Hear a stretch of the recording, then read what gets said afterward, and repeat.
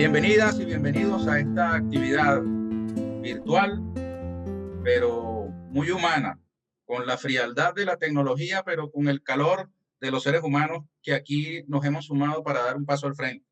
La hemos bautizado como Raíces Judías contra el Genocidio en Palestina, un foro internacional que ha, digamos, tenido eco en varios países donde judíos, judías o descendientes de judías y judíos se han reunido alrededor de una declaración, de un pronunciamiento escrito que está circulando, y también a través de estas pantallas que vamos a tratar de aprovechar para dar a conocer la posición de este grupo de personas desde distintas partes del mundo respecto de la agresión bélica sistemática de la maquinaria estatal israelí contra el pueblo palestino. Tenemos la particularidad de que todos los presentes, como ya he dicho, tienen una raíz judía, una raíz cultural o étnica judía. Así que en este momento estamos, digamos, incurriendo en lo que no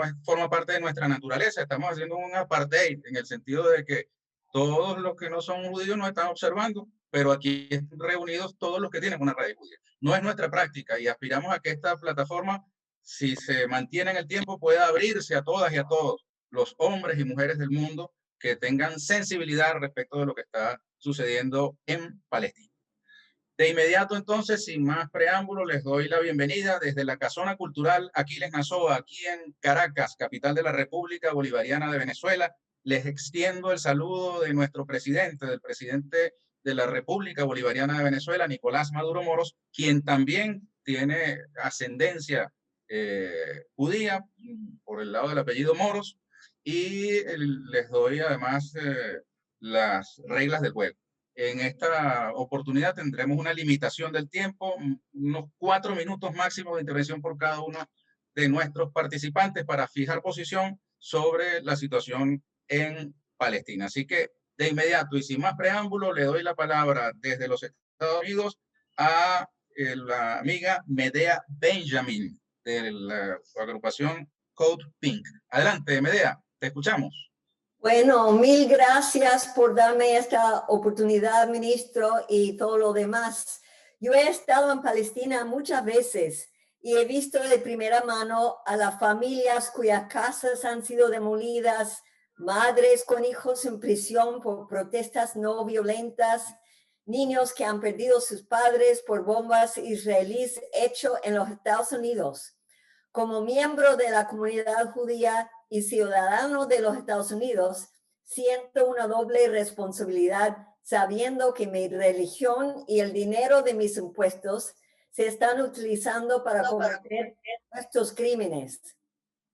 Y aquí en los Estados Unidos veo funcionarios electos que siguen apoyando a Israel, como el presidente Biden, porque están controlados por grupos conservadores, judías y no judías. Pero los tiempos están cambiando. Las divisiones en el Partido Demócrata están creciendo y hay representantes progresistas que están tratando de parar la venta de armas a Israel.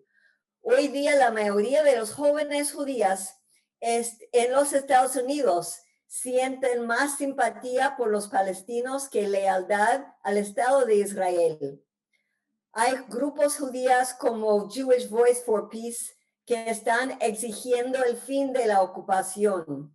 Y más, codo a codo con nuestros hermanos palestinos, estamos en las calles de Washington, de Nueva York y otras ciudades, como vamos a hacer este fin de semana en Washington, gritando, not another nickel, not another dime, no more money for Israel's crimes, free, free Palestine. Muchas gracias. Muchas gracias, Medea. Felicitaciones por esa iniciativa. Ahora nos vamos directo a Israel. Justamente allí se encuentra David Efraín. Él es miembro del Partido Comunista Israelí. Adelante, David. Le escuchamos. Creo que tenemos un problema de comunicación, pero bueno, lo retomaremos muy rápidamente. Mientras tanto, le doy la palabra a Jorge Elbaum. Él es periodista argentino, sociólogo, investigador y forma parte del llamamiento judío argentino. Adelante, Jorge, te escuchamos. Bueno, en principio un saludo solidario a los compañeros, compañeras, camaradas de la República Bolivariana de Venezuela que están resistiendo hace años el acoso, el hostigamiento de la lógica imperial de Estados Unidos. Es una iniciativa que están desarrollando, me parece, en la lógica justamente de la lucha contra toda forma de colonialismo.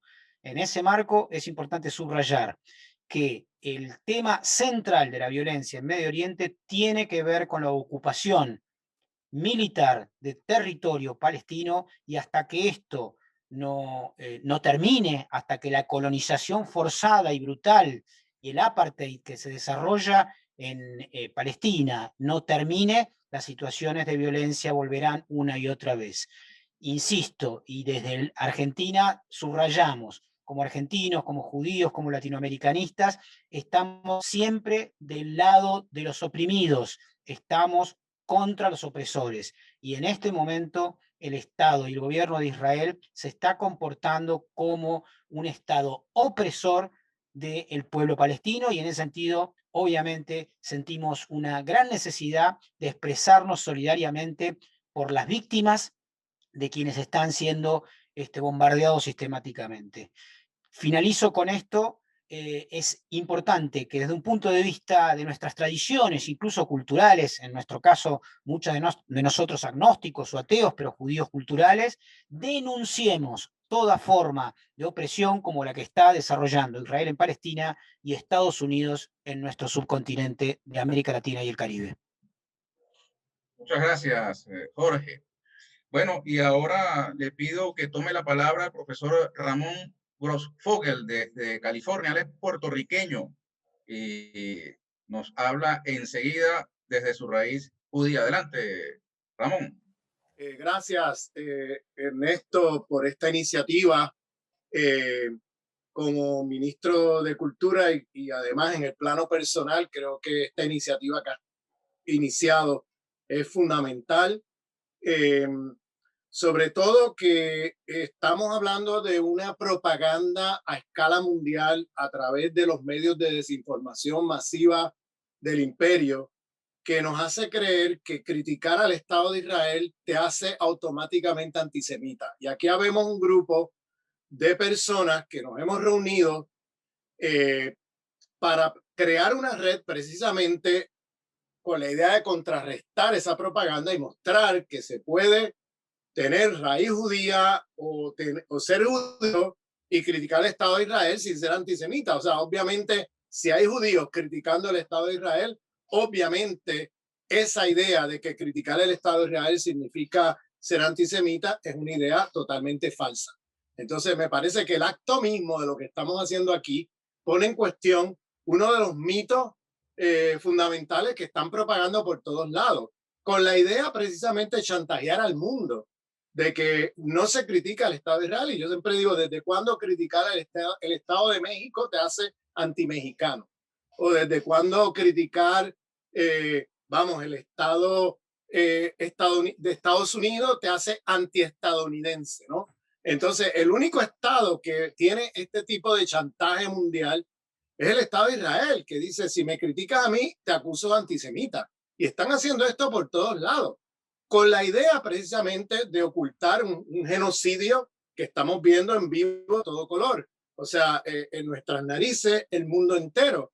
Y esto está pasando con la complicidad obvia de los poderes imperiales dominantes encabezados por los Estados Unidos.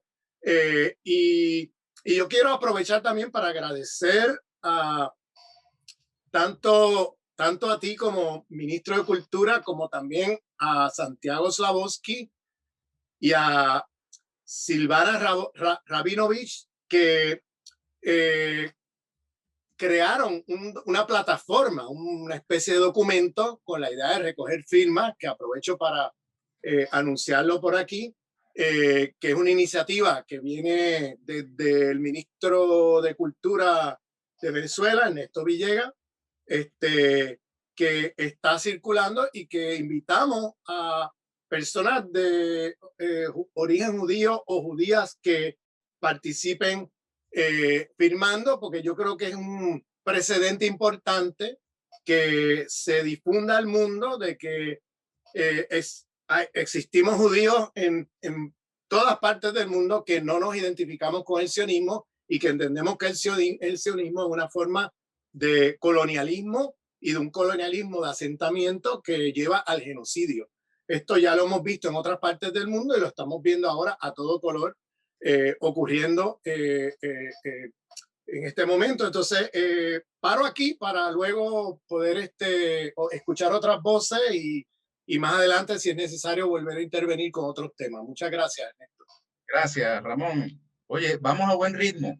Intervenciones cortas y precisas. Con ese mismo ritmo nos vamos justamente a México. Ahí está Silvana Rabinovich, recientemente mencionada por Ramón. Así que tiene la palabra la profesora de origen argentino judío de la Universidad Nacional Autónoma de México, doctora en filosofía. Adelante. Muchísimas gracias, Ernesto, por la invitación, también a Ramón por haberme convocado a esto, igual que Santiago. ¿Por qué aplica el término genocidio para hablar de Palestina? Siguiendo los estudios sobre el genocidio de Firestein, se cumplen allí cada una de las 6 etapas. Primero, la construcción de una otredad negativa, el palestino enemigo. Segundo, el hostigamiento físico y legal, las detenciones administrativas, entre otras arbitrariedades en todo el área C. Tercero, el aislamiento, Gaza, los muros o los campos de refugiados. Cuarto, el debilitamiento sistemático, que los palestinos llaman normalización. Quinto, el exterminio, Gaza de todos modos.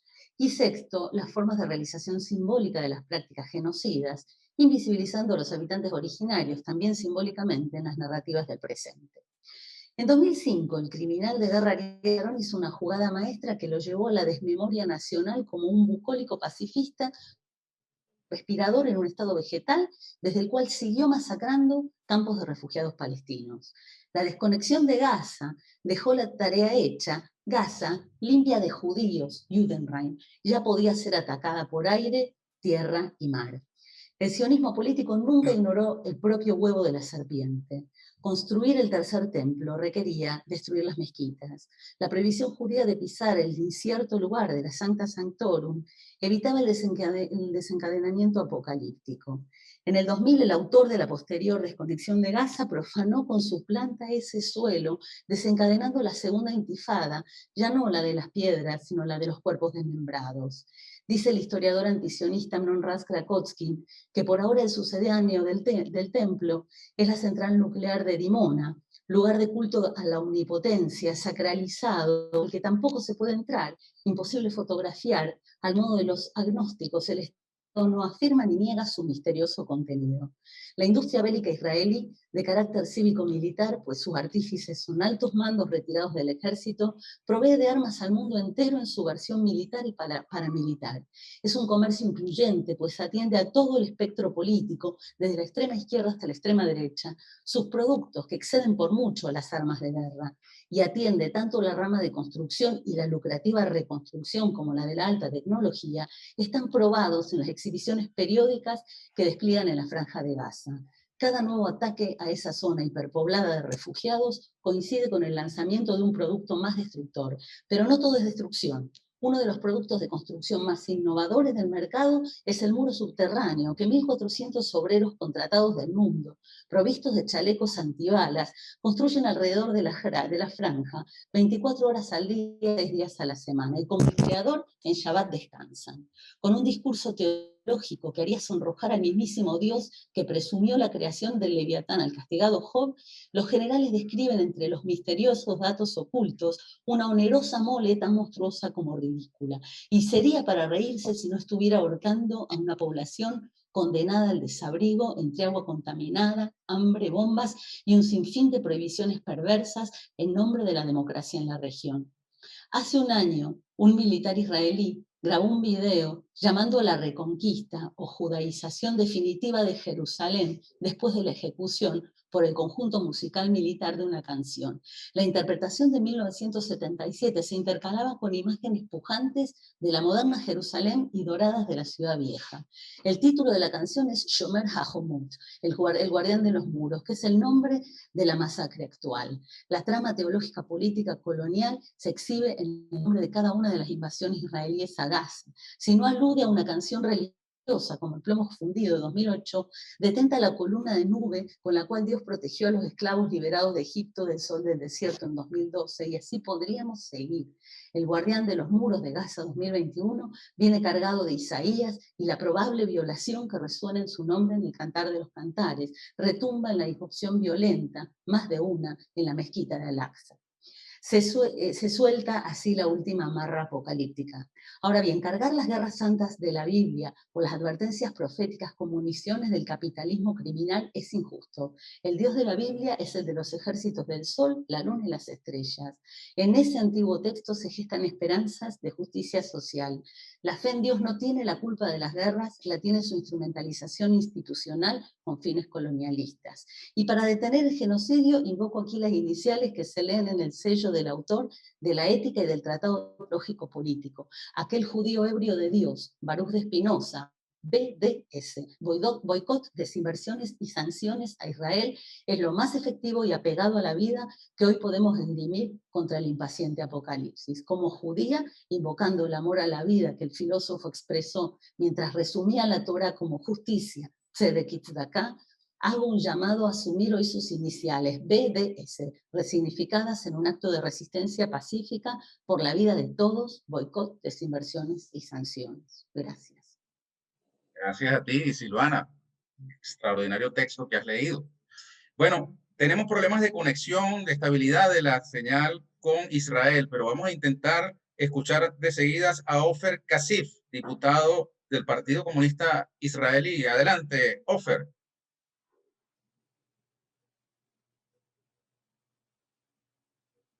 Creo que no tenemos la conexión en este momento. Vamos a tratar de luchar contra la tecnología y hacer que nos obedezca, parafraseando al libertador Simón Bolívar.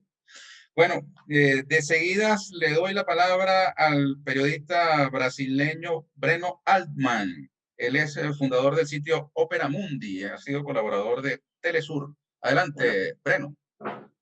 Quisiera saludar en primer lugar la iniciativa de la República Bolivariana de Venezuela a través del Ministerio del Poder Popular para la Cultura, liderado por el compañero Ernesto Villegas Poljac, en la organización de ese foro. También quiero saludar a todos y a todas los que se suman a esa actividad o la acompañan. La furia agresiva de Netanyahu, que lleva al límite el nacionalismo sionista para obtener apoyo político interno, ya ha matado a casi 300 palestinos, incluidos niños, mujeres y ancianos. Hipócritamente, gran parte de la prensa occidental llama a esa agresión conflicto, cuando se trata de un genocidio continuo, puro y simple, planeado por fuerzas militares absurdamente superiores, especialmente la Fuerza Aérea, con el respaldo criminal del señor Joe Biden, el presidente de Estados Unidos, lo que impide cualquier medida contra Israel en el Consejo de Seguridad de Naciones Unidas. Estas agresiones también deben ser vistas en su contexto histórico, ya que están lejos de constituir un hecho aislado. Son parte de la estrategia de la derecha sionista de matar cualquier posibilidad de solución a través de los dos estados, vendidos formalmente incluso por Netanyahu y sus aliados. El clima chauvinista y ultranacionalista sirve para que el gobierno continúe la expansión de la colonización en los territorios ocupados, a los que se dirigen principalmente judíos ortodoxos y religiosos, formando familias con una alta tasa de natalidad, con el fin de hacer irreversible el escenario establecido por el sionismo. Además de formar territorios separados, Gaza y partes de Cisjordania, Las áreas bajo gestión palestina no controlan las fuentes de agua ni la recaudación de impuestos. No tienen soberanía sobre su defensa y sus fronteras. En los territorios ocupados, los palestinos están sujetos a la ley israelí, pero no tienen derechos de ciudadanía, comenzando por el derecho de voto. La historia ya ha demostrado que la derecha sionista no cede ante la diplomacia y el llamado poder blando, el soft power. Solo la solidaridad internacional, la asfixia internacional, económica y militar del Estado de Israel, sumada a la resistencia de los palestinos, la eventual rebelión interna de los árabes israelíes o incluso de parte de la población judía, pueden derrotar al colonialismo, allanando el camino para el fin de esta página de colonialismo y genocidio que envergüenza a todos los pueblos del mundo, en particular a nosotros, los judíos y judías progresistas de nuestro planeta. Muchas gracias. Muchas gracias a ti, Breno. Bueno, y vemos que se acaba de incorporar nuestra amiga Paula Claxco desde Argentina. Quiero precisarle que esta iniciativa se enmarca en el lanzamiento del Centro de Estudios Internacionales para la Descolonización Luis Antonio Bigot, que es un nuevo ente desarrollado desde el Ministerio del Poder Popular para la Cultura en Venezuela. Quisiera de seguida darle la palabra a una mujer, Claudia Chaufan. Ella nació en Argentina, tiene estudios multidisciplinarios en medicina, sociología, filosofía, es directora del programa de posgrado de salud, profesora asociada a política de salud y salud global de la Universidad de Nueva York. Adelante, Claudia, escuchamos. Es de la Universidad de York, perdón, para que no se ofenda la gente acá. Es disculpe Canadá. usted. El Canadá no existe en general, pero solamente. No somos Canadá. Estados Unidos. Nos definimos como que no somos Estados Unidos. Bueno, muchísimas gracias por ese recibimiento. A ver que esté viendo bien a la gente. Yo podré compartir mi, ¿cómo se dice? Pantalla, screen, por un minuto. Ernesto, ¿puedo hacer un share screen? Por favor, sí, adelante. Perfecto, muchísimas gracias, porque como yo soy maestra de corazón, o profesora, pero maestra, a mí me gusta mostrar imágenes para hacer las cosas, y sobre todo pensando no tanto en nosotros aquí en este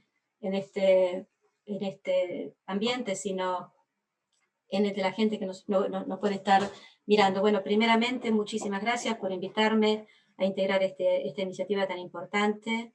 En particular, es un honor para mí colaborar con el Gobierno Revolucionario Bolivariano de Venezuela, al cual admiro muchísimo en su lucha de décadas, o más bien cientos de años contra el imperio. Entonces, lo que yo quisiera hablar muy brevemente, 4 minutos, es, bueno, ¿cómo terminamos el genocidio en Palestina? Si ese es el tema que nos convoca, esa debería ser la pregunta.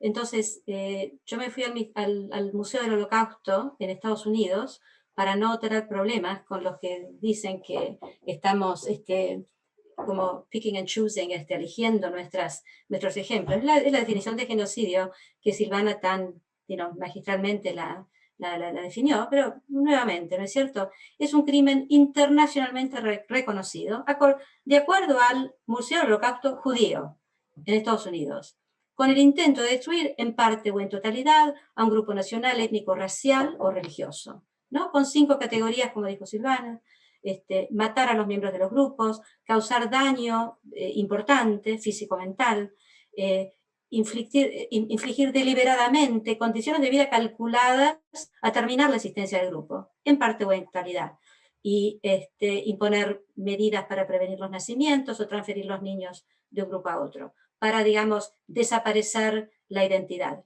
Y creo que todos los que hemos estado en Palestina, Israel, como lo queramos llamar, a lo largo de los años, varias veces en mi caso, tanto en el lado de Israel como el de Palestina, hemos visto instancias de estas cuestiones. Entonces yo quería llamar la atención no al grupo que seguramente economía, sino a la gente que nos puede estar observando, nos puede estar mirando y escuchando y diciendo esto de qué se trata.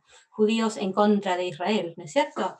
Y llamar la atención a este mapa, que es un mapa muy revelador, porque muestra lo que más bien se conoce en la, digamos, la narrativa dominante, el programa de partición de Palestina en el ¿cómo se llama? De Palestina en el año 1947, lo marqué acá en una cosa roja, pero en realidad, si uno quiere investigar, yo lo hice en forma muy personal, porque no era mi tema, digamos, académico, sino lo hice como persona de origen judío, yendo realmente a mediados del siglo XIX en Europa, ¿no? El fenómeno del antisemitismo europeo, porque el antisemitismo es un fenómeno europeo, a eso hay que aclararlo bien, y este librito de acá, por un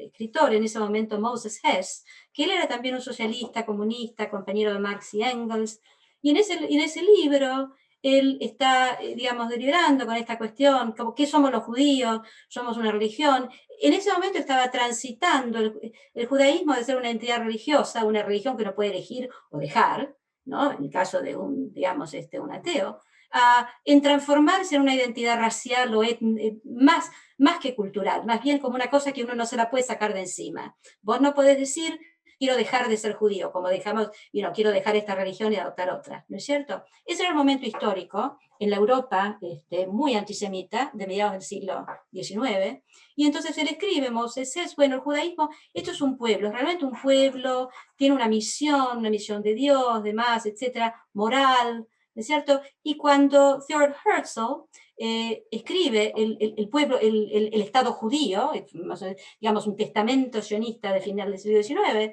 él dice que en realidad, bueno, él va a Moses Hess, y los comentaristas, los históricos que saben, van a como la raíz del sionismo político. En ese momento no se hablaba tanto de Estado, pero ya en la época de Theodor Herzl, con el World, ¿cómo se dice?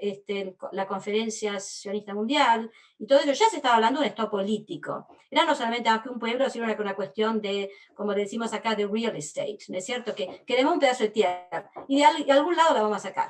Entonces, y después también tenemos la cuestión de Balfour, donde Lord Balfour, que era muy antisemita esta persona, también hizo una manipulación política para darle un pedazo de tierra que no le pertenecía, porque este era el imperio británico, a otro pueblo que no vivía allí, ¿no es cierto? Había algunos judíos religiosos, pero eran judíos religiosos que no estaban buscando un Estado. Entonces, muy rápidamente, hace muy poco tiempo, tenemos en el año 2018, ustedes lo deben conocer, B'Tselem, el Grupo de Derechos Humanos, que dice, en Israel, judíos, ¿no es cierto?, Sabra, que dicen, bueno, el Jewish State, el Estado judío, es un sistema político de supremacía de los judíos. Definámonos como los queramos definir. Judíos sobre todo los demás, ¿no es cierto? Y el Human Rights Watch, que no ha sido para nada generoso con Venezuela, en realidad había sido terrible con la nación de Venezuela, un apologista del imperio cuando viene a Venezuela, ha sido increíblemente específico cuando resulta el Estado de Israel. Y ha dicho, muchachos, ustedes han cruzado un límite acá, un threshold, lo cruzaron, y son culpables de crímenes de apartheid y de persecución. Los mismos crímenes por los cuales se condenaron a los líderes del nazismo luego del Holocausto judío. Y ahora, yo quiero hacer énfasis brevemente para terminar en dónde realmente, cuál es el trabajo ideológico y práctico material dentro de lo que se llama Palestina o los bordes del 1948. Porque nosotros hablamos de ocupación, pero cuando uno va, está en la región, no solamente salta la ocupación, que es lo más visible de la enfermedad, pero va dentro del Estado de Israel y también ve un sistema donde hay leyes para dos tipos de grupos etnorraciales. Y uno tiene total control sobre el otro. Yo puse muy rápidamente acá clases legales de palestinos, y tampoco soy experta en las cuestiones legales, pero las clases legales de palestinos, la que salta a mis ojos, son los palestinos ciudadanos del Estado de Israel, que dentro de un Estado que se dice ser judío y democrático, absolutamente descalifica legalmente los derechos sociales, civiles y políticos de un grupo étnico como es etnocultural como es el grupo palestino. Y son los ciudadanos palestinos del Estado de Israel. Para mostrarles una instancia de esa desigualdad institucionalizada, de ese apartheid, genocidio institucionalizado, los niveles de pobreza son increíblemente superiores entre los palestinos ciudadanos de Israel que los judíos palestinos, no solamente dentro del Estado de Israel, sino fuera del Estado de Israel. Yo estuve en Israel un par de veces, y las veces que estuve, me puedo haber convertido en ciudadana directamente sin haber nacido en la zona, sin tener raíces históricas, salvo las bíblicas, digamos, en una familia que ni siquiera es demasiado religiosa. ¿Es cierto? Yo hubiera tenido más derechos que gente que ha vivido allí por generaciones y cientos de años. Índices de mortalidad infantil, que en salud pública consideramos como uno de los signos más, digamos, ostensibles de desigualdades económicas, políticas y sociales, son tremendos. Y yo diría que este 7.2 de los palestinos Citizens of Israel probablemente también sean un undercount, lo llamamos como estamos contando menos, ¿no es cierto? Para concluir entonces, lo que pienso y lo que pensamos muchos creo, que el colonialismo de asentamiento precede el holocausto, que muchas veces se utiliza como una excusa terrorífica, porque abusando el sufrimiento horrible de un pueblo, en más de un sistema genocida, se utiliza para justificar otro genocidio. Y tenemos que acordarnos y también para manipular la culpa entre aquellos que no son judíos y que no pueden hablar. No pueden hablar porque tienen miedo de ser acusados de antisemitas. Y también quisiera recordar a la gente que nos está mirando que el holocausto es un fenómeno europeo. Los árabes no tienen la culpa del holocausto. Fueron los europeos, esos liberales, digamos, reyes de la civilización, etcétera, etcétera, los que perpetraron el holocausto judío. Y esto de cuando uno habla del pueblo judío, a mí me resulta interesante porque muchos de los judíos quedamos afuera. Por ejemplo, en mi propia familia, la mitad de las cuales vienen del Medio Oriente, mi abuelo y tatarabuelos, bisabuelos, tíos, abuelos, etcétera, eran todos de Siria, de Damasco. ¿Y dónde caemos esos? Bueno, ¿dónde caemos esos? Ya sabemos que dentro del Estado de Israel también hay categorías, digamos, clases organizadas a lo largo de líneas etnorraciales, y ni que hablar de los judíos africanos, ¿no es cierto? Yo no soy experta, voy a dejar eso allí, pero uno generalmente, la gente en el imaginario tiene la imagen del judío europeo, de los pogroms en Rusia y del holocausto europeo. Y yo creo que la narrativa dominante o frame, como llamamos en inglés, que ya ni me acuerdo la palabra, es el problema, como la forma de presentar el problema es el problema. Y alguno de ustedes ya dijo, acá no hay un conflicto. No es un conflicto, es un control total, como tampoco era conflicto entre los nazis y los judíos. No había conflicto allí, por supuesto, de alguna, pero había un completo control total, político, económico, social, cultural, de un grupo etnorracial, un régimen etnorracial sobre un pueblo y una tierra, que es el pueblo palestino, la tierra de los palestinos que han estado allí cientos de años y están desapareciendo frente a nuestros ojos. Y tenemos que lucharlo. Y la idea para luchar, yo creo que no hay justicia ni fin al genocidio sin que se termine el apartheid. No es la solución total, pero no se puede ni siquiera empezar antes de que podamos conseguir desmantelar este régimen social de control político, militar y cultural. Y hay que decir la verdad, hay que sacarse el miedo, empezando por mí, porque yo muchas veces tengo miedo de decir estas cosas, en particular frente a gente de origen judío, por supuesto no aquí, ¿no? Y tenemos que denormalizar esta idea de que puede haber un Estado democrático judío. Y yo me refiero no a los territorios ocupados, en donde la comunidad internacional está más o menos de acuerdo, sino dentro del Estado de Israel. Y la única solución de desnormalizar eso, lo que he visto hasta ahora, es llamar, luchar y pedir por un Estado singular y democrático en toda Palestina, o Palestina-Israel si lo queremos llamar. Y para consultar con los expertos yo recomiendo conectarse con esta persona. Halper es una persona encantadora, hemos hablado varias veces, y ha publicado hace poco este libro político de cómo descolonizar Palestina Israel para realmente conseguir la liberación de Palestina. Muchas gracias. Muchas gracias, Claudia Chaufman, desde Canadá. Ahora vamos a intentar, a la tercera bala vencida, conectarnos con Israel. Ahí está el diputado Ofer Kasif. Adelante, Hola. Ofer. Escuchamos. Hola, ¿qué tal? Buenas noches, gracias por invitarme y lo siento por los problemas con la comunicación. Vamos a ver si puedo. Con tu permiso voy a leer mis comentarios del papel porque es más fácil para mí. Adelante.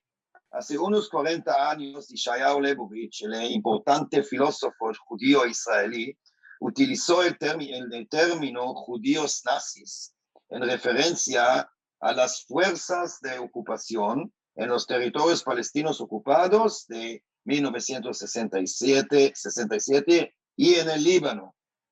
Cuando se le preguntaron, ¿somos nazis? ¿Limpiaremos las cámaras de gas y llevaremos a cabo una destrucción masiva?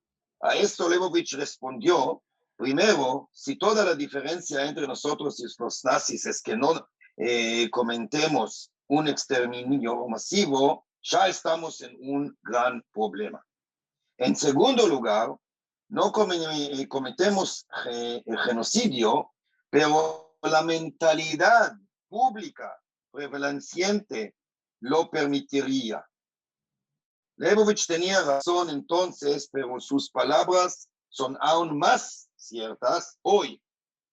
Israel lleva años llevando a cabo una limpieza étnica en Jerusalén Este, Cisjordania y la Franja de Gaza.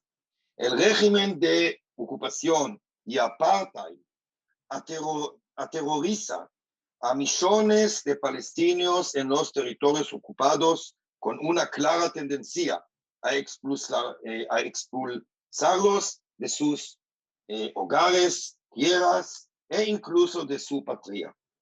Los colonos, bajo los suspicios de las fuerzas de ocupación y a veces incluso con su aliento y participación, tiran árboles, queman campos, sacrifican perros de los pastores palestinos y sus baños, destruyen fuentes de agua, golpean y atacan. El propio ejército destruye casas, impide carteras, restringe solo a judíos, dispara sin motivo, hiere y mata. Como es bien sabido, el asedio de Gaza y sus bombardeos ocasionales también fueron. Lamentablemente hay interrupciones que nos impiden escuchar con estabilidad a nuestro participante, Ofer Kasif, quien es diputado del Partido Comunista de Israel. También estamos intentando reconectarnos con David Efraín, profesor e investigador israelí. Retomamos, perdón. Vamos de nuevo con Ofer Kasif, desde Israel. Adelante. Te escuchamos, Ofer. Sí, no. Prevenido, sí, Lucas. Sí, dije antes que, como es bien sabido, el asedio de Gaza y sus bombardeos ocasionales también forman parte de la política de limpieza étnica del ocupante. Israel no comete genocidio, pero, para usar las palabras de Leibovich, la mentalidad predominante en la sociedad israelí lo haría posible. El silencio, sin mencionar la alergia, ¿cómo se dice? Alegría. Sin mencionar la alegría sobre los crímenes de guerra en los territorios ocupados en general y en Gaza en particular. La legitimidad por parte del gobierno israelí y de gran parte del público israelí para los linchamientos y pogromos contra palestinos y izquierdistas prueba la validez de las declaraciones de Leibovich de que hay una mentalidad en Israel que lo permite. Incluso está interesado en el genocidio, una mentalidad judío-nazi. A estas acciones y mentalidades se oponen bastantes organizaciones y activistas liderados por el Frente Democrático por la Paz y la Igualdad, que es basada en el Partido Comunista de Israel. A pesar de la violencia, las amenazas, destrucción, seguiremos nuestro camino. Árabes y judíos juntos, y no nos rendiremos y venceremos. Muchas gracias. Gracias, Ofer Kasif, diputado del Partido Comunista Israelí. Bueno, ahora desde Israel nos vamos hasta los Estados Unidos. Allí está Lucas Koerner. Él es sociólogo y está cursando doctorado en la Universidad de Harvard en este momento. Adelante, Lucas, te escuchamos. Hola, buenos días, buenas tardes, buenas noches, dependiendo de dónde estén. Un gran saludo internacionalista. La causa, muchas gracias por la invitación al compañero ministro y al gobierno bolivariano de Venezuela y a todos los compañeros por todo el mundo. Bueno, la causa palestina, escribió el revolucionario palestino Hassan Kanafani, no es una causa para palestinos solo, sino una causa para todo revolucionario, como una causa de las masas explotadas y oprimidas de nuestra época. La lucha del pueblo palestino está en el centro de todas las luchas populares contra el imperialismo colectivo de Estados Unidos y sus aliados europeos. ¿Y por qué? Porque la causa palestina no puede triunfar sin que se derrote no solo el apartheid israelí, sino también todos los regímenes neocoloniales árabes, desde Egipto hasta los estados del Golfo, que sustentan la hegemonía norteamericana en aquella región sumamente estratégica. Esto quiere decir que la liberación palestina requiere que desmantelemos toda la maquinaria imperialista occidental en el Medio Oriente, sin la cual resulta difícil que Estados Unidos proyecte su poder en Latinoamérica, África y Asia Oriental. Por eso, Washington no solo ha convertido a Israel en una suerte de portaaviones, sino que se ha esforzado por destruir cualquier estado y un movimiento regional que se solidariza con el pueblo palestino y resiste al imperialismo norteamericano, sea Libia, Siria, Irán, Hezbollah en Líbano o los Houthis en Yemen. El comandante Hugo Chávez comprendió esta realidad y por tanto mantuvo su apoyo incondicional a la lucha palestina y también se solidarizó con aquellos países agredidos por Washington. El presidente Nicolás Maduro ha seguido este legado importante. Sin embargo, hoy en día en el norte global se ha intentado divorciar la causa palestina de la lucha antiimperialista en su integridad, convirtiendo la guerra de Estados Unidos y sus aliados contra Siria en un arma propagandístico para aniquilar al movimiento de solidaridad palestina en nombre de nuevas revoluciones de color. Por lo tanto, como judíos antisionistas y antiimperialistas, tenemos una doble misión. Por un lado, tenemos que sumarnos a la campaña global de boicot, desinversión y sanciones, o BDS, contra Israel, como fue exigida por la sociedad civil palestina.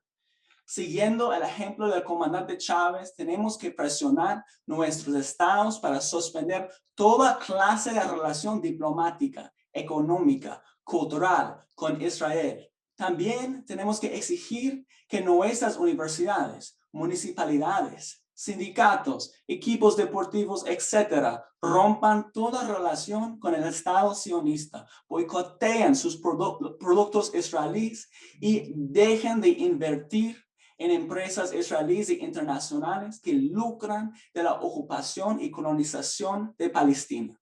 Al mismo tiempo, tenemos que integrar nuestra solidaridad con el pueblo palestino a un movimiento antiimperialista más amplio que se opone a la agresión norteamericana contra todo Estado que se atreve a trazar un camino de desarrollo soberano y propio. Es decir, la causa palestina constituye nuestro norte dentro de una constelación de luchas antiimperialistas a lo largo del sur global, desde Venezuela y Cuba hasta Siria y Yemen. Y no podemos olvidarnos de la lucha del pueblo colombiano contra esa verdadera narcodictadura en Bogotá que cumple un papel parecido a Israel en sostener la hegemonía norteamericana en Latinoamérica. Sabemos muy bien que el pueblo colombiano, como el palestino, no vencerá hasta que se libren del yugo norteamericano a todos los pueblos de la región y viceversa. Por ende, considero que la única forma de mantenerse fiel a la tradición judía de justicia social personificada por revolucionarios tan diversos como Carlos Marx, o un cierto palestino de Bethlehem llamado Jesucristo, es ser inequívocamente antisionista y antiimperialista, comprometido con la lucha por el socialismo y la liberación de todos los condenados de la tierra. Concluyo con una cita de Rabino Hillel que dice: si yo no estoy para mí, ¿quién lo está? Y si solo estoy para mí, ¿qué soy? Y si no es ahora, ¿cuándo? Muchas gracias por escucharme. Gracias, Lucas. Oye, impresionante postura desde los Estados Unidos. Se ríe Silvana. Bueno, yo dije una falsedad. Dije que la única cineasta era Lillian Blaser, pero no, tenemos a Dan Cohen, quien es periodista y cineasta. Adelante, te escuchamos, Dan. Muchísimas gracias por la invitación. Es un gran honor. Conociendo CNN, los grandes medios estadounidenses, no me extrañaría nada que esta reunión de judíos y sus descendientes discutiendo la persecución de los palestinos fuera utilizada como ejemplo de lo que ellos falsamente dicen que es el antisemitismo, el castrochavismo antisemitismo. Yo tuve la fortuna de estar durante un tiempo en Palestina como periodista, incluyendo 7 meses en Gaza. Yo hice el documental Killing Gaza, en español Matando a Gaza, con mi compañero Max Blumenthal. Nuestro documental ahora está disponible gratis en YouTube con subtítulos en 5 o 6 lenguas, incluyendo español. Pero quiero discutir sobre lo que ha pasado recientemente en Gaza. El ataque que duró 11 días fue el 4º mayor ataque en 12 años. Cualquier niño nacido antes de 2009 ha sobrevivido 4 ataques y también ha vivido toda su vida bajo asedio en el que no pueden dejar un área de 365 kilómetros cuadrados. El ataque más reciente empezó en Jerusalén. Los colonos de extrema derecha, con el apoyo total del Estado, han aumentado la velocidad de la limpieza étnica del barrio en el Jerusalén este ocupado que se llama Sheikh Jarrah. También ha habido violaciones en la mezquita de Al-Aqsa, el sitio religioso más importante y símbolo nacional en el país. Los colonos quieren destruir este lugar histórico como parte de un plan apocalíptico. Quieren esclavizar o matar a todos los no judíos que viven allá. Los grupos de resistencia en Gaza advirtieron de que el Estado israelí tiene que sacar sus fuerzas de lugar sagrado y el gobierno de Benjamín Netanyahu les ignoró. Los grupos armados lanzarán cohetes y el Estado israelí empezó a atacar con toda su fuerza, con aviones de guerra, con armamento avanzado provisto por el Estados Unidos. de la administración de Obama. Destruyeron edificios residenciales y comerciales con el estilo similar a los ataques del 11 de septiembre en Nueva York. Bombardearon casas con familias dormidas dentro, bombardearon centros comerciales, oficinas de medios, el Banco Central, instalaciones médicas, el Ministerio de Salud y el único lugar para hacer prueba de coronavirus. En 11 días mataron 248 palestinos, incluyendo 66 niños. El gobierno israelí dice se mató 200 terroristas. De acuerdo a los cálculos del gobierno israelí, 18 de los niños que mataron eran terroristas. Mataron al doctor Ayman Abu Aluf, el jefe de medicina interna del mayor hospital en Gaza y el hombre responsable de gestionar la respuesta frente al coronavirus. Mataron a toda su familia y solo uno de sus hijos sobrevivió. Todos estaban en casa cuando fueron bombardeados sin advertencia previa. Está empezando a ser cada vez más común escuchar la palabra apartheid para referirnos a Israel. Incluso el mayor grupo de derechos humanos israelí, B'Tselem, ahora utiliza este término para referirse a la dictadura militar israelí. Teniendo en cuenta el escenario que he descrito de manera muy básica, está claro que los ataques, en particular a Gaza, constituyen algo peor que tener un sistema legal diferente para grupos diferentes.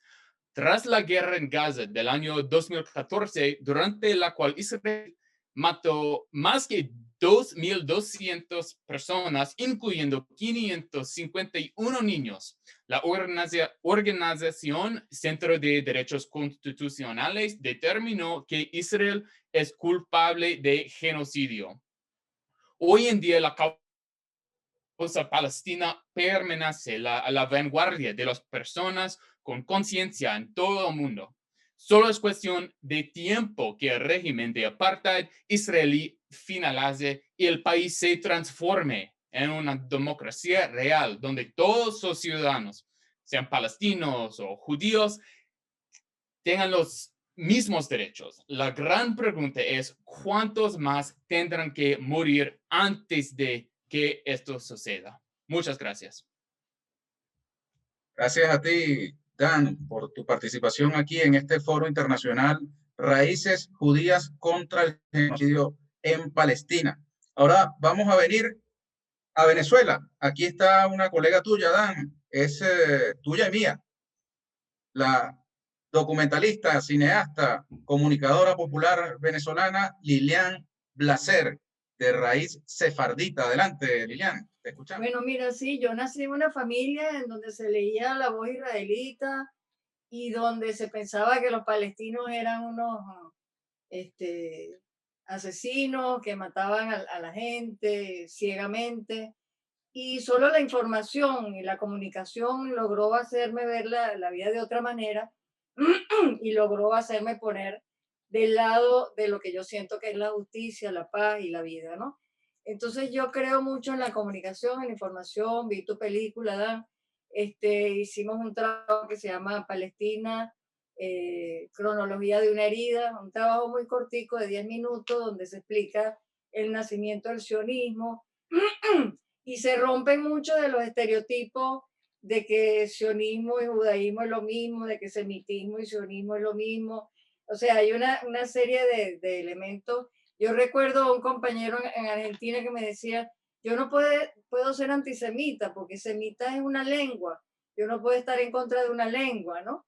Entonces hay una serie de trampas semánticas y semióticas que creo que cineastas, comunicadores, educadores y todo el mundo, porque todos somos esas tres cosas, de alguna manera tenemos que luchar contra eso. Ahí les puse el vínculo del corto para que lo usen como quieran, quien lo necesita en inglés me lo pide en inglés. Saludo a Medea Benjamin con la gente de Pink estuvimos en las manifestaciones contra la guerra en Irak, que no era una guerra tampoco, que era una invasión en los años previos después de la rarísima caída de las torres.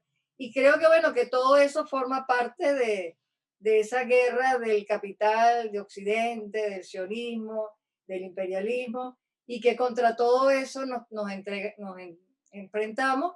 Y creo que, bueno, con una cámara, con un lápiz, con una máquina, es necesario que hablemos, comuniquemos y tratemos de que la gente pueda ver la verdad detrás de las mentiras. Eso es todo, y a todos les digo salam y shalom. Gracias, Lilian Blaser, aquí en este foro internacional, Raíces Judías contra el Genocidio en Palestina. Yo estoy tratando de hacer un equilibrio de género y de nacionalidades, pero no me va a ser posible dada la gran participación de argentinos de Raíz Judía, argentinos y argentinas. Así que la bancada argentina se va a ver sobre representada en esta ocasión y nos vamos directo hasta allá, hasta esa nación austral donde están varios, pero le daré la palabra a Claudio Katz, profesor, ganador del Premio Libertador del Pensamiento Crítico. Adelante, profesor Katz. ¿Qué tal? Buenas tardes a todos, a los compañeros. Los felicito por la iniciativa. Yo creo que la indignación que suscitan los asesinatos en Cisjordania, los bombardeos en Gaza, las agresiones contra los árabes de Israel, nos ha inducido a muchos de nosotros, descendientes de la comunidad judía, a suscribir este nuevo llamamiento de solidaridad con el pueblo palestino, y lo hacemos, me parece, resaltando la incompatibilidad de las raíces, las tradiciones y los valores de la cultura judía con las sangrientas masacres que perpetra el Estado de Israel. Porque esos crímenes destruyen los fundamentos humanistas de un legado judío, cultural, milenario, muy proclive a la hermandad entre los pueblos. Y en mi caso, como yo, quienes conocimos en la infancia a los sobrevivientes del Holocausto, no podemos permanecer en silencio cuando se comete el mismo crimen que se perpetró contra nuestros propios familiares. A mí me indigna escuchar a veces que en Medio Oriente se libra una guerra entre dos contendientes, como si los resistentes del gueto de Varsovia hubieran sido un bando en conflicto con la maquinaria de destrucción de la Alemania nazi. Y además me parece que la política de Israel es doblemente impactante para los que somos descendientes de judíos aquí en América Latina, cuando hemos visto en las últimas décadas cómo se estrecharon los vínculos del ejército de Israel, de los gendarmes de Israel, con todos los represores de América Latina. Cada vez que hay un operativo militar importante en algún punto de América Latina, ahí hay un asesor de Israel. En Colombia adiestran a los paramilitares en los asesinatos de dirigentes sociales. En Chile enseñan cómo disparar a los ojos de los manifestantes.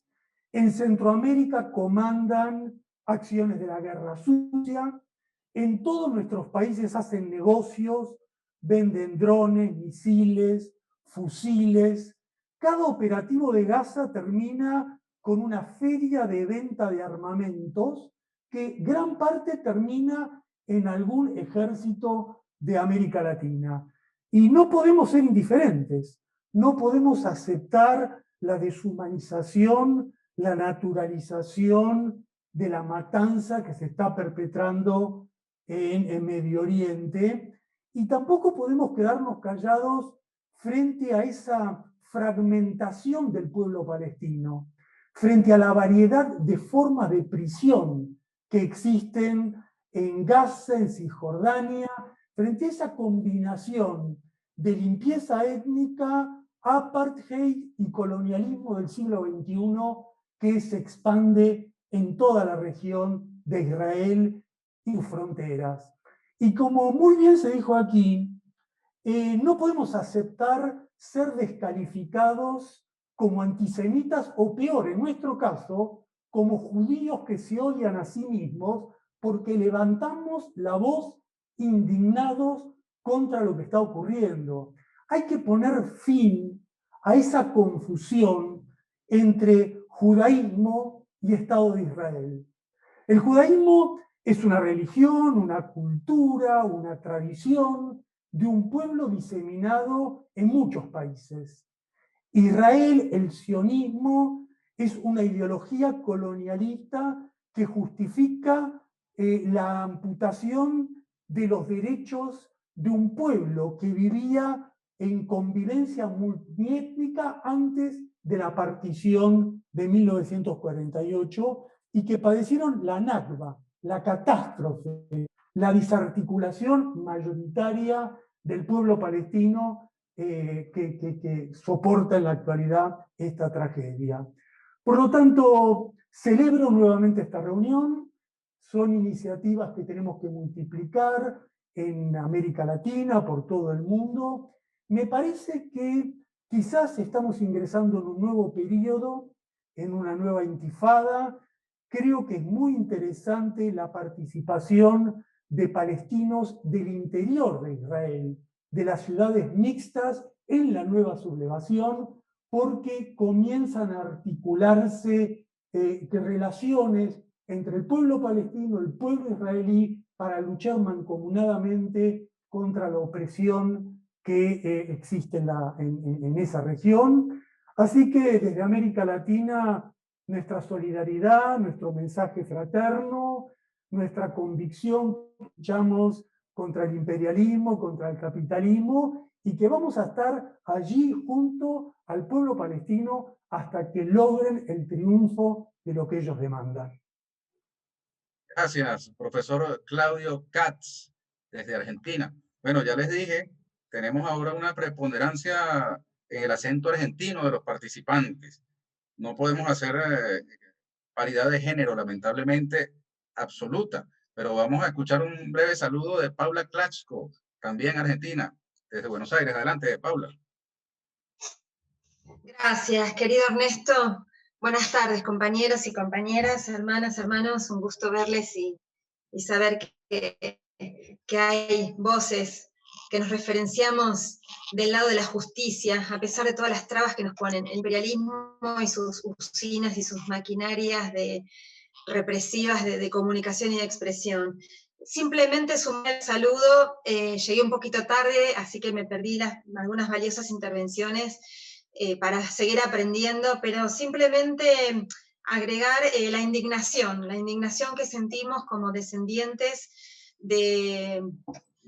provenientes de familias judías frente a estas injusticias que se cometen con tanta repetición, con tanta hazaña, con tanta muerte, y bueno, como suelen hacer los estados terroristas, aplicándoles la culpabilidad a sus víctimas, mediante estas operaciones que cuentan con toda la benevolencia de los medios corporativos internacionales, con toda la cobertura, con todo el blindaje, y lo cual, bueno, se hace muy complejo. Entender también, para muchas y muchos se hace complejo entender porque son los medios alternativos y desde pocos lugares donde se explica realmente la situación, ¿no? Se equipara, volviendo a utilizar la teoría de los dos demonios, como fue tan utilizado acá, por ejemplo, en Argentina, con el genocidio que implementó, más acotado en el tiempo, pero que implementó la última dictadura cívico-militar, ¿no? Esta teoría de los dos demonios, como si fuera lo mismo un Estado terrorista que cuenta con la potencia de un ejército, en el caso de Israel, cuarta potencia mundial, nuclear, y bueno, sabemos el armamento que tiene, los gastos militares que tiene, y del otro lado, por supuesto, en completa, no se puede ni comparar los tipos de resistencias que emprenden, los diferentes tipos de resistencia que emprende ese pueblo sojuzgado hace tantas décadas y tan silenciado y humillado. Simplemente también reflexionar, incluso acá en la Argentina, vos, Ernesto, querido, decías que estamos sobrerepresentados. Bueno, en Argentina y particularmente en Buenos Aires, donde vivimos, bueno, Claudio, Jorge, algunos que estamos acá, hay mucha comunidad judía. También vemos tristemente que incluso, bueno, hay una parte que es claramente de derecha, claramente es parte de esa élite que comanda la Argentina y que pretende, ¿no? que está aliada a las derechas del mundo, que son parte del capital transnacional. Pero hay una parte muy grande también de la comunidad judía, o de personas que tienen ese origen, y que incluso son y se referencian en cierta izquierda o en el progresismo, y que también a la hora de hablar del genocidio que perpetra el Estado de Israel, parece que tienen una ceguera, un escudo impenetrable adelante, y no se puede hablar, ¿no? Hasta ahí llegamos. Podemos hablar hasta de Venezuela con todo el boicot y el desprestigio que le hace la prensa y la demonización que le hace la prensa internacional, hasta ahí podemos hablar, pero cuando llega la hora de hablar de aquel tema, hay un tabú, bueno, realmente por eso me parece importante y saludo esta iniciativa,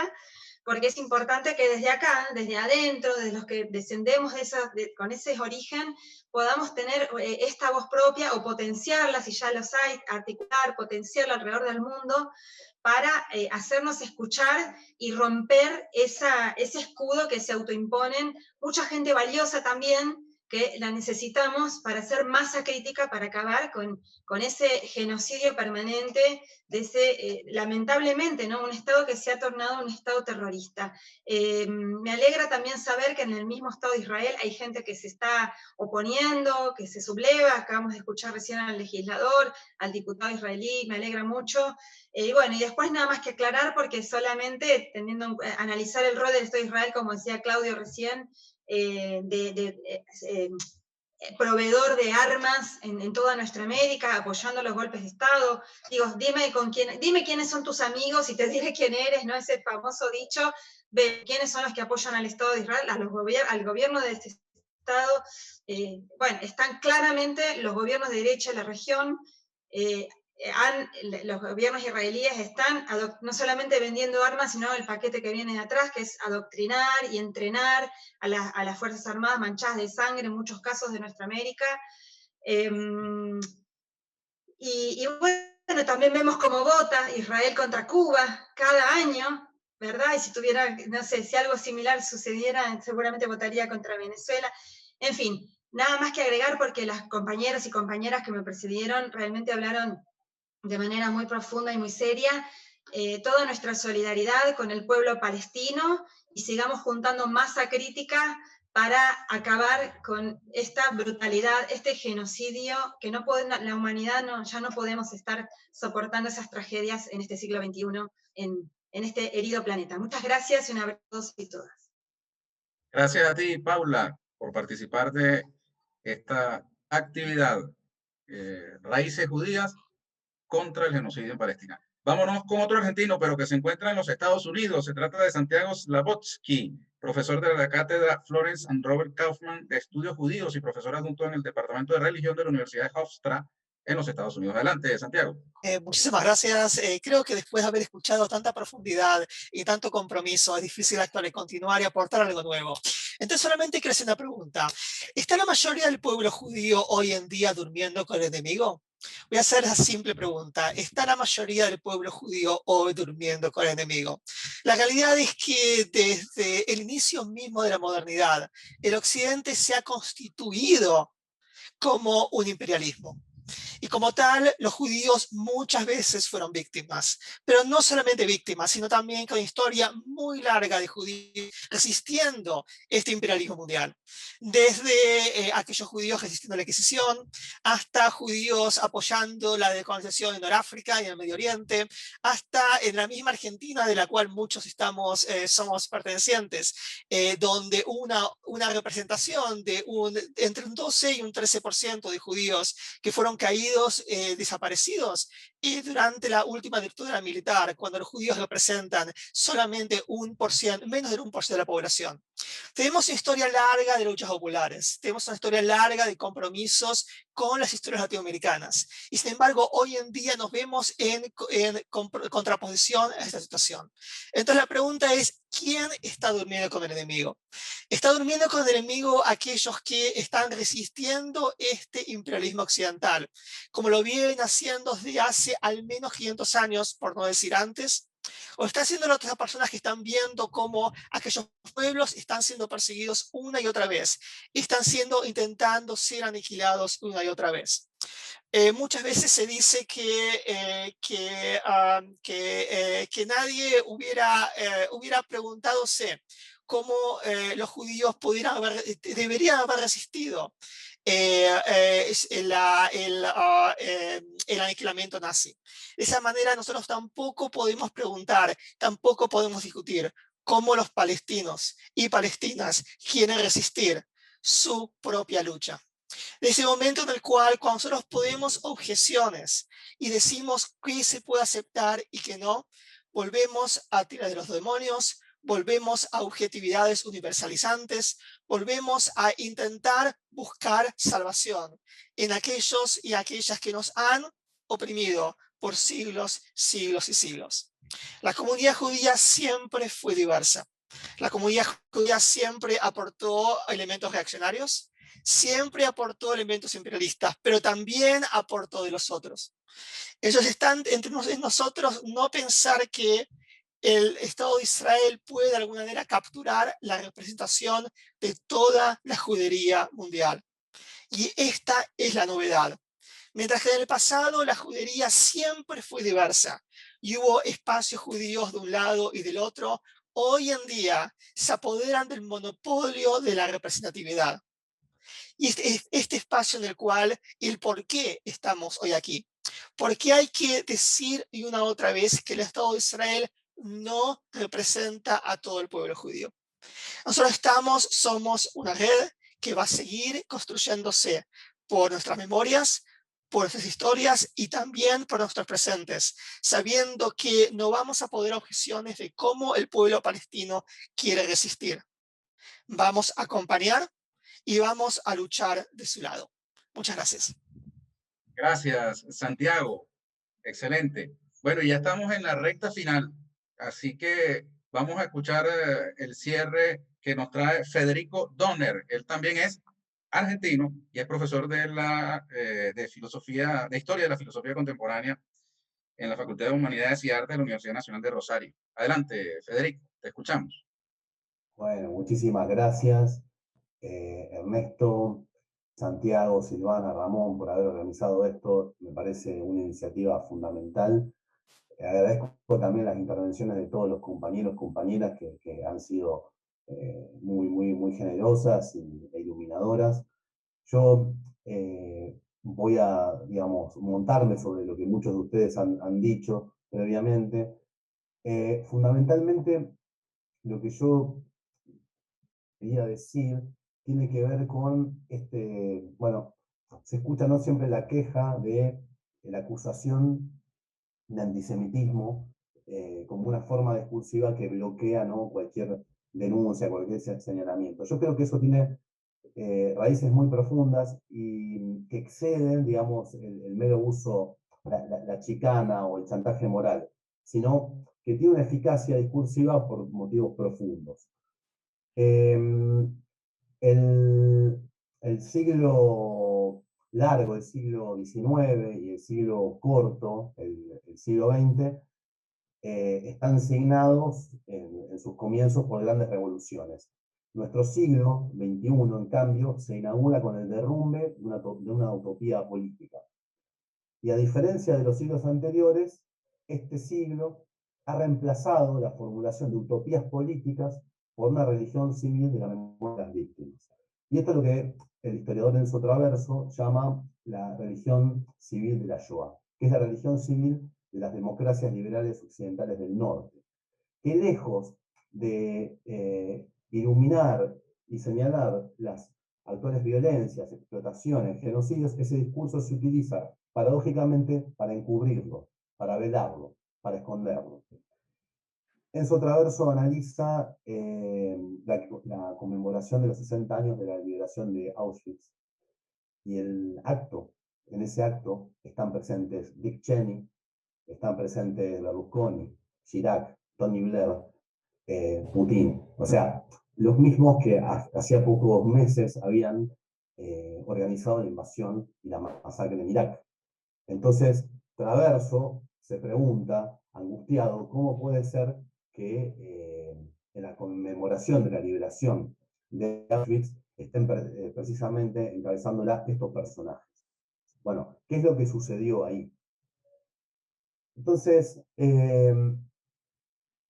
está claro que la democracia liberal, su triunfo, ¿no? a partir de la caída del muro de Berlín, y la fobia hacia toda forma de política revolucionaria, por no mencionar la violencia política, sobre todo la violencia política desde abajo, ha hecho que las utopías políticas se dieran su lugar a un enfoque procedimentalista de la democracia, que implica una pobreza de imaginación política pocas veces vista.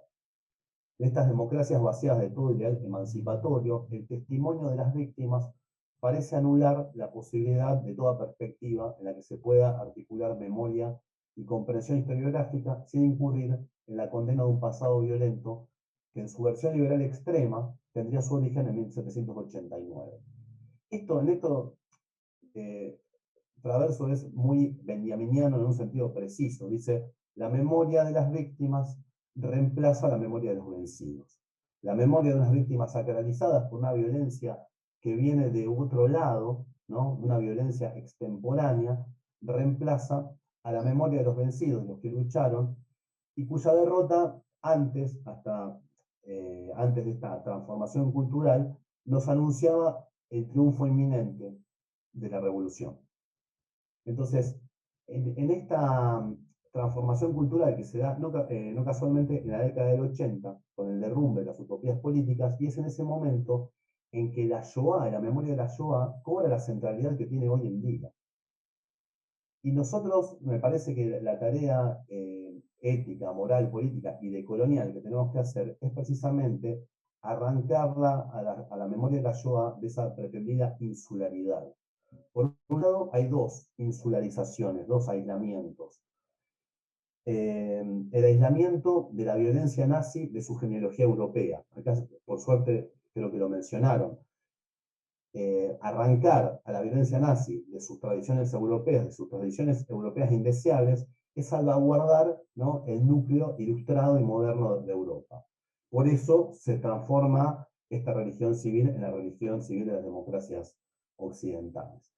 Y eso también, al mismo tiempo, opera como sacralización eterna de sus víctimas judías. Por lo tanto, ese es el aspecto, digamos, que instrumentaliza y utiliza el Estado de Israel. Ahora, si nosotros podemos revincular, reconectar la violencia nazi con las violencias coloniales de finales del siglo XIX, con la conquista del desierto en Argentina, la conquista del oeste en los Estados Unidos, con las violencias que se siguen dando hoy en día, vamos a lograr que esa chicana, esa acusación de antisemitismo se diluya. Ahora, en la medida que nosotros mismos reproduzcamos estas hipótesis de la insularización, vamos a seguir alimentando esa maquinaria. Por lo tanto, arrancar a la violencia nazi de su aislamiento, vincularla con la genealogía europea y con la genealogía colonial, nos va a permitir comprender mucho mejor la cuestión de la Nakba, y como decían recién tanto Claudio como otros compañeros, también iluminar cuál es el rol de Israel en este momento en América Latina. Y voy a cerrar con esto, que sobre esto hay muchos trabajos y notas que ha escrito Jorge Elbaum. En Argentina, por ejemplo, si uno mira el directorio del Museo del Holocausto de Buenos Aires, ahí está la respuesta un poco a esta clave, a este enigma. Su director es Marcelo Mindin, que fue uno de los principales empresarios de la energía que de algún modo era el paradigma del empresario durante el gobierno de Macri. Su vicedirector es Guillermo Yanco, el marido de Patricia Bullrich, ¿no? que es la ex ministra del Interior de la República Argentina, reconocida por dirigir operativos de represión contra los pueblos originarios, sobre todo en el sur.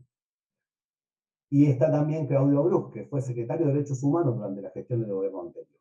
Entonces, la misma maquinaria militar industrial israelí que usa a Gaza de laboratorio, como muestra en su documental Yotam Feldman, ¿no? Y después que están probados y testeados esos dispositivos de represión y de vigilancia, exporta eso a América Latina.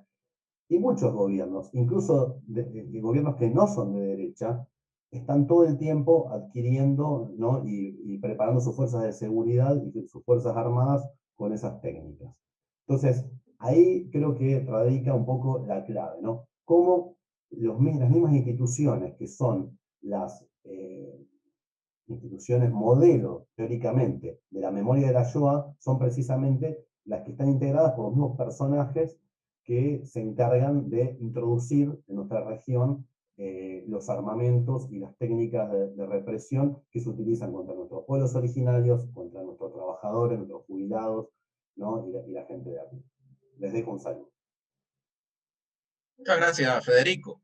Bueno, yo quiero agradecerles infinitamente a ustedes por haber participado, a quienes se han conectado para apreciar el contenido de esta jornada, un foro internacional, Raíces Judías contra el Genocidio en Palestina. Yo le voy a pedir al profesor Ramón Grossfogel que en 30 segundos nos resuma lo que aquí ha sucedido el día de hoy. Adelante, Ramón.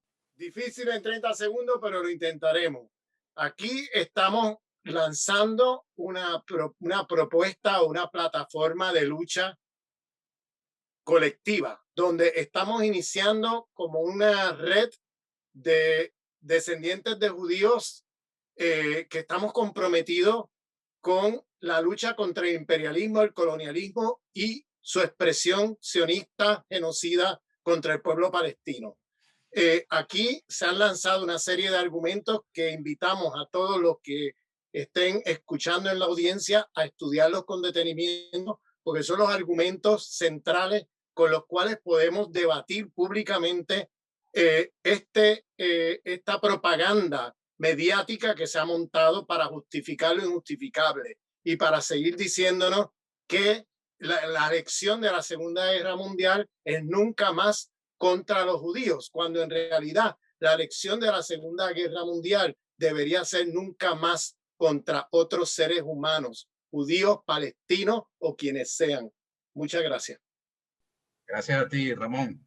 Un abrazo para todas y todos. Queda a disposición de todos y todas ustedes esta plataforma, Raíces Judías contra el Genocidio en Palestina, y el Centro de Estudios Internacionales para la Descolonización, Luis Antonio Bigot, de la República Bolivariana de Venezuela. Yo desde aquí reitero mi agradecimiento, mi saludo a todas y a todos, y abogo porque todas las raíces nos unamos por la paz. Muchas gracias. Hasta la próxima.